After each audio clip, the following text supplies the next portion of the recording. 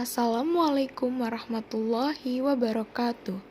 Pada kesempatan kali ini, kami dari kelompok 8 yang beranggotakan Gevira Zahira Sofa, Gabriel Alexandro, Rindianti, dan Galang Waslu Nugraha akan menjelaskan tentang teori kepribadian menurut Gordon Allport.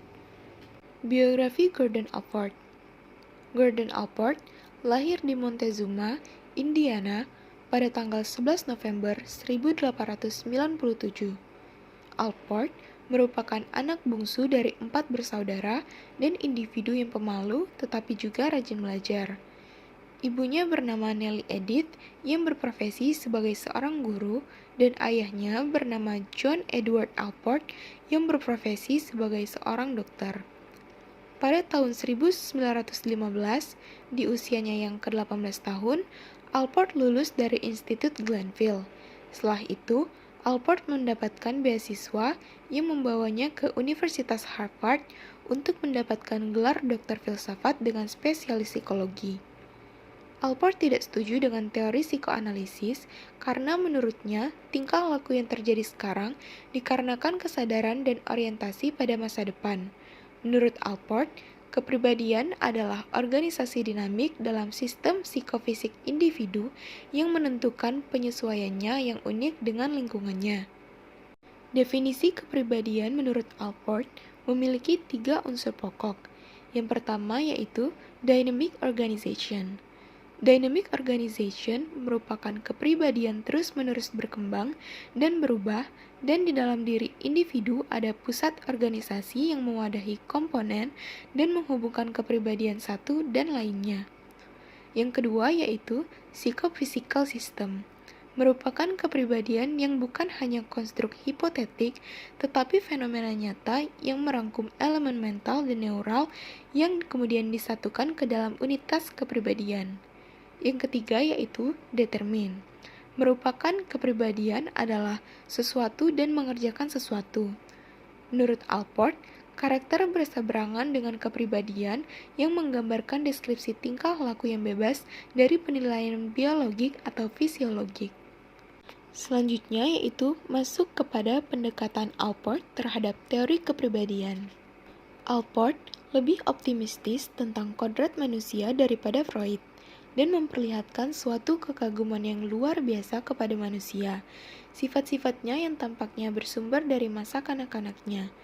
Ia memandang manusia adalah positif, penuh harapan, dan menyanjung-nyanjung. Allport tidak percaya bahwa orang-orang yang matang dan sehat dikontrol dan dikuasai oleh alam bawah sadar atau kekuatan-kekuatan tak sadar seperti yang dikemukakan oleh Freud. Ia percaya bahwa kekuatan-kekuatan tak sadar itu merupakan pengaruh penting pada tingkah laku orang dewasa yang neurotis. Akan tetapi, individu yang sehat adalah yang berfungsi pada tingkat rasional dan sadar, menyadari sepenuhnya kekuatan-kekuatan yang membimbing mereka dan dapat mengontrol kekuatan-kekuatan itu juga. Kepribadian yang matang tidak dikontrol oleh trauma dan konflik pada masa kanak-kanak. Orang-orang yang sehat dibimbing dan diarahkan oleh masa sekarang dan oleh intensi-intensi ke arah masa depan dan antisipasi masa depan. Dalam pandangannya, orang yang neurotis beroperasi dalam genggaman konflik-konflik dan pengalaman kanak-kanak, sedangkan kepribadian yang sehat berfungsi pada suatu taraf yang berbeda dan lebih tinggi.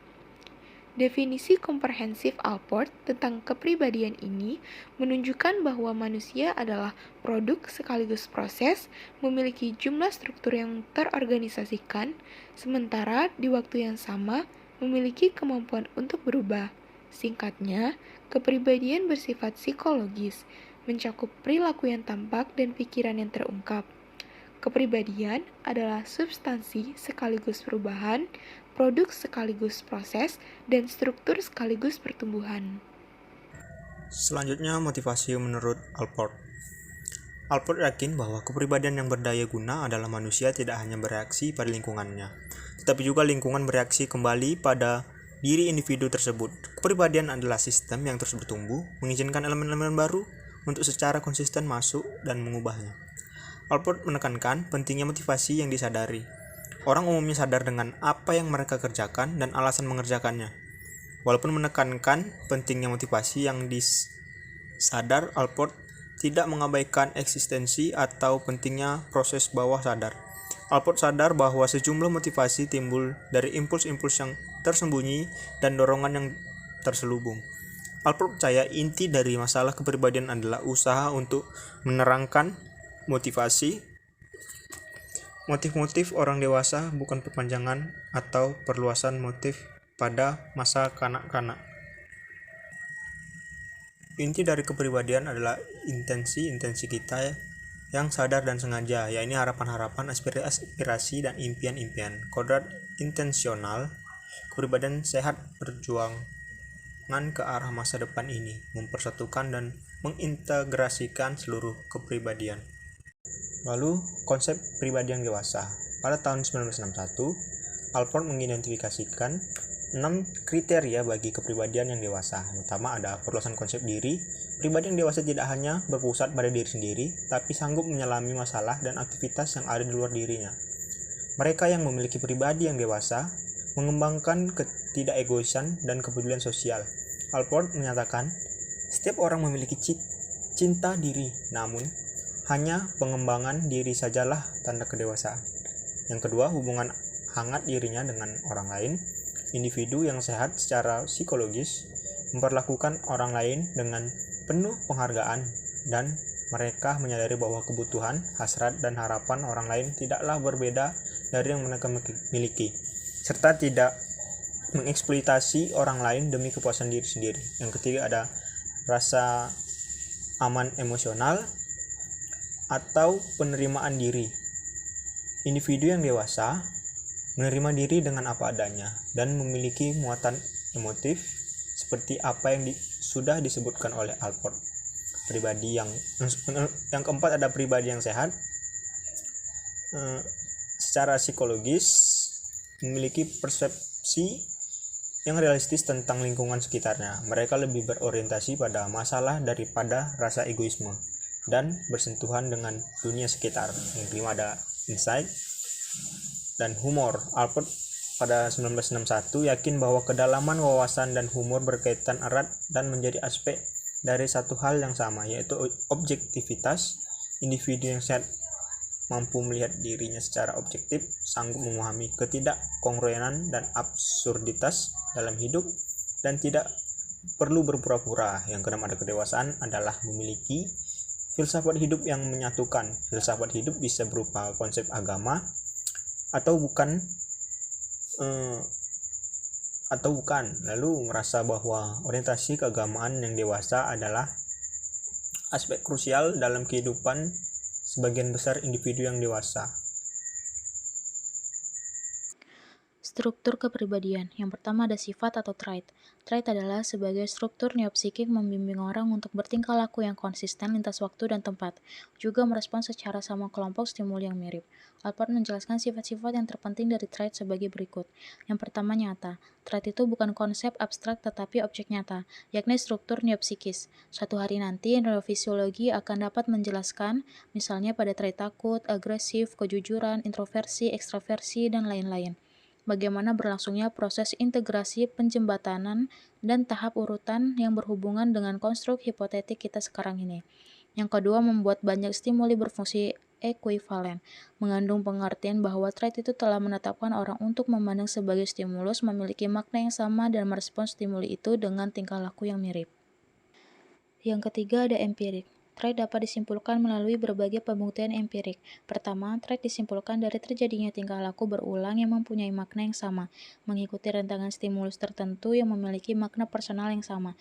Kedua, trait disimpulkan berdasarkan keajegan tingkah laku. Namun keajegan ini tidak mutlak karena trait bisa disimpulkan dari kesatuan keselarasan yang lembut dari berbagai manifestasi tingkah laku individu. Dan juga trait disimpulkan dari jawaban atau kegiatan merespons stimuli kuesioner. Yang berikutnya, mengubah atau menentukan tingkah laku. Trait muncul bukan hanya kalau ada stimulus yang sesuai, tenaga dorongnya bervariasi. Trait yang kuat memiliki kekuatan motif untuk menggerakkan tingkah laku, mendorong orang mencari stimulus yang sesuai hingga dapat menampung ekspresi trait itu. Trait yang lemah hanya berperan membimbing tingkah laku yang sudah siap untuk bergerak. Yang terakhir, Kemandirian yang relatif. Trait dapat dikenali bukan dari kemandiriannya yang kaku, tetapi dari kecenderungannya di seputar operasi pengaruhnya. Tingkah laku dari suatu trait tertentu dipengaruhi oleh trait yang lain, saling tumpang tindih, hingga tanpa batas yang jelas. Alport membedakan antara trait umum atau common trait disebut juga nomothetic trait, dengan trait individual atau individual traits disebut juga personal disposition atau morphological traits atau idiographic traits. Traits umum adalah sifat-sifat yang dimiliki bersama oleh banyak orang, dipakai untuk membandingkan orang dari latar budaya yang berbeda. Sekelompok orang lebih suka terbuka atau lebih sopan dibanding kelompok lain. Asumsi yang mendasari trait ini adalah persamaan evolusi dan pengaruh sosial. Traits individual merupakan manifestasi trait umum pada diri seseorang, sehingga selalu unik bagi orang itu. Konstruk neuropsikik yang membimbing, mengarahkan, dan memotivasi tingkah laku penyesuaian yang khas. Sifat unik itu merupakan gambaran yang tepat dari struktur kepribadian seseorang. Dalam traits individual, ada 3 tingkatan disposisi. Yang pertama, disposisi kardinal atau cardinal disposition, yaitu sifat luar biasa khas yang hanya dimiliki sedikit orang. Sifat yang sangat berperan dan mendominasi keseluruhan hidupnya. Disposisi kardinal sangat jelas, tidak dapat disembunyikan karena tercermin pada semua tingkah laku orang yang memilikinya. Umumnya orang tidak memiliki disposisi kardinal, hanya beberapa orang yang memilikinya dan kemudian dikenal sebagai sifat khasnya itu. Contoh sifat disposisi kardinal yaitu quixotic atau pelamun berat, kemudian ada narsisus atau memperoleh kepuasan dari diri sendiri, dan ada sadism memperoleh kepuasan dengan menyiksa orang lain. Yang kedua, disposisi sentral atau central disposition, yaitu kecenderungan sifat yang menjadi ciri seseorang yang menjadi titik pusat tingkah lakunya. Biasanya seseorang dapat dideskripsikan memakai 5-10 sifat utama yang dia miliki. Trait sentral adalah sifat-sifat yang biasa ditulis dalam surat rekomendasi yang menjelaskan sifat-sifat seseorang, seperti posesif, ambisius, baik hati, senang berkompetisi, dan agresif. Yang terakhir, atau yang ketiga, ada disposisi sekunder atau secondary disposition, yaitu trait yang semakin tidak umum dan kurang penting untuk menggambarkan kepribadian. Trait sekunder tidak menyolok, jarang dipakai atau hanya dipakai pada kesempatan yang sangat khusus. Lapor menyarankan manakala secondary disposition itu hanya bangkit oleh rentang stimulus situasi yang sempit, lebih tepat disebut sikap atau attitude, alih-alih sifat atau trait. Misalnya orang yang biasa sabar menjadi marah meledak-ledak ketika seseorang menghina kelompok etnik penyabar itu. Sifat marah itu disposisi sekunder karena sehari-hari dia memakai disposisi sentral penyabar. Traits, habit, attitude. Alport secara cermat membedakan penggunaan istilah trait, attitude, habit, type yang dalam kehidupan sehari-hari dianggap sinonim. Yang pertama ada sifat atau trait, adalah predisposisi untuk merespon secara sama kelompok stimul yang mirip, penentu kecenderungan yang bersifat umum, dapat dipakai dalam lebih banyak situasi dan memunculkan lebih banyak variasi respon. Trait merupakan kombinasi atau taraf umum dari 2 habit atau lebih. Yang kedua, kebiasaan atau habit, seperti trait tetapi sebagai penentu kecenderungan habit bersifat khusus, hanya dipakai untuk merespon satu situasi atau stimulus dan pengulangan dari situasi atau stimulus itu. Yang ketiga ada sikap atau attitude, lebih umum dibanding habit tetapi kurang umum dibanding trait. Attitude terentang dari yang sangat spesifik sampai yang sangat umum. Attitude berbeda dengan habit dan trait dalam hal sifatnya yang evaluatif. Yang keempat ada type, adalah kategori nomothetic dan konsep yang jauh lebih luas dibanding 3 konsep di atas. Sebagai satu kategori, type akan mengelompokkan manusia menjadi beberapa jenis atau model tingkah laku. Type merangkum ketiga konsep yang lain, menggambarkan kombinasi trait, habit, attitude yang secara teoretik dapat ditemui pada diri seseorang. Selanjutnya, kita masuk ke proporium. Proporium ini adalah aspek kepribadian yang teoritisi lain memberi nama self atau ego. Istilah yang Alport tidak mau memakainya karena keduanya itu sudah diberi makna yang bermacam-macam oleh banyak teoritisi.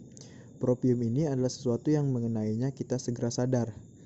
Jadi sesuatu yang kita pikirkan itu sebagai bagian yang hangat, sentral, dan privat dari kehidupan kita sehingga menjadi inti dari kehidupan. Nah, ada 8 aspek proporium yang kemudian berkembang bertahap mulai bayi sampai dewasa. Yang pertama, usia 0-3 tahun berkembang 3 aspek proporium. Yang pertama itu ada aspek diri fisik, yaitu munculnya kesadaran tentang fisik. Yang kedua, ada aspek identitas diri, yaitu menyadari bahwa dirinya orang yang sama walaupun terus berubah atau berkembang. Yang ketiga, aspek bangga diri. Di aspek ini mengembangkan perasaan bangga dengan kemampuan diri sendiri. Selanjutnya, usia 4-6 tahun muncul dua aspek proprium.